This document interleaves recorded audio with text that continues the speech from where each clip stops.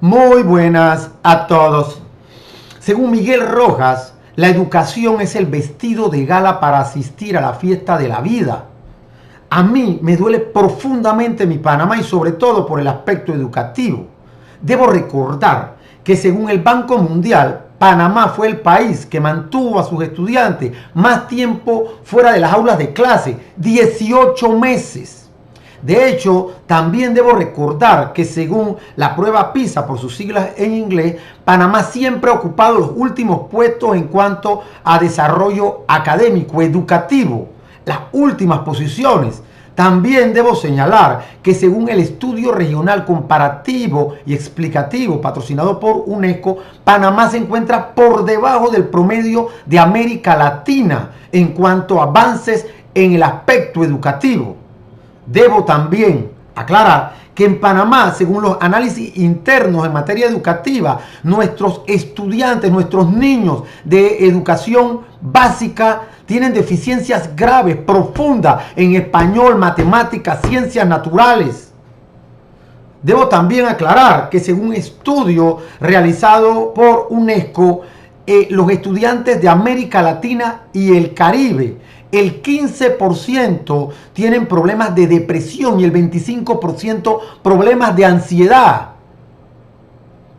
Incluso acá tenemos versión de la propia ministra que nuestros estudiantes han tenido en un gran porcentaje pensamientos suicidas.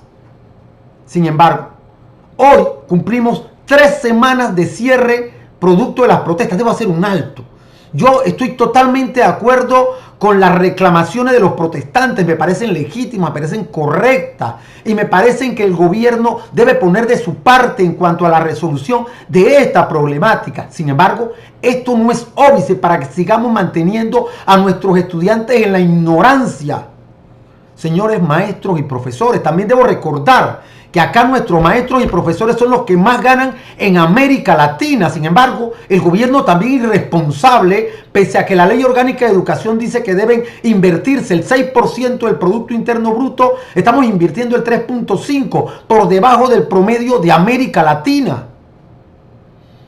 Nosotros también tenemos que aclarar que de la población educativa, el 87% pertenece a la educación pública y solamente el 13% a la educación particular, que de hecho, según estudios de autoridades internacionales, tenemos que hay una diferencia marcada entre la educación pública y particular de nuestro país, con las acciones tendientes a que nuestros estudiantes no den clases por 3 semanas. Lo único que estamos haciendo es ensanchando esa brecha de desigualdad existente en nuestro país.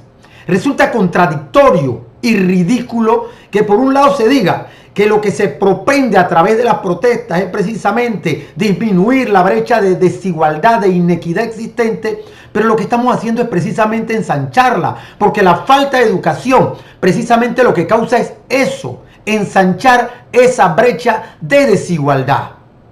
Nosotros en nuestro país, producto de la inacción de este y otros gobiernos irresponsables, nuestros estudiantes en la educación pública no tienen acceso correcto a la tecnología, a la informática que garantice una buena prestación del servicio educativo, y de hecho muchos de nuestros docentes ni siquiera están preparados para efectivamente manejar estas herramientas de trabajo, ni hablar de las comarcas, que hay cero conectividad. Entonces, ¿de qué estamos hablando?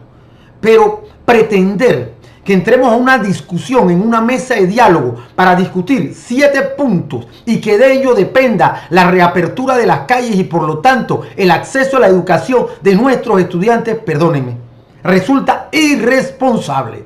Y resulta irresponsable porque nosotros tenemos que entender que a los que afectamos con esta medida son a los que menos tienen. Porque los hijos de los ministros y diputados están en escuelas particulares y quizás en el exterior dando clases. Son los hijos de Pedro Pablo. Son ellos los que están en este momento sin dar clases.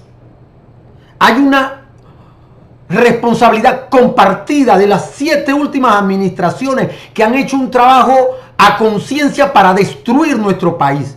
Todos no tienen derecho ni a hablar. Sin embargo, producto de lo que se está dando en las calles, tristemente, el que está saliendo más afectado es el pobre.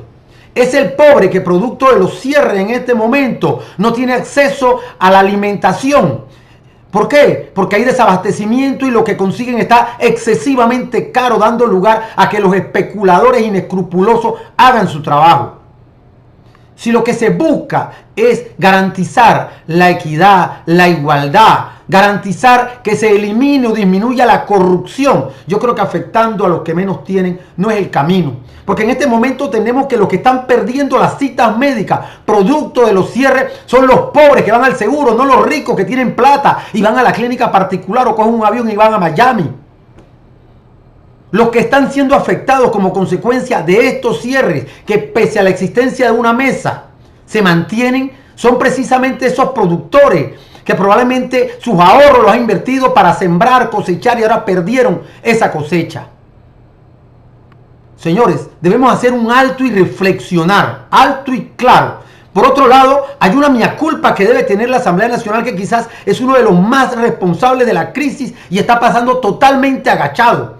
Inmediatamente ya habría un diputado que haber presentado una iniciativa legislativa tendiente a derogar la funesta ley 122 y 314 que dan incentivos tributarios a 4 bellacos de este país. Ya el Contralor debió suspender la partida para homologación de salario en UNACHI.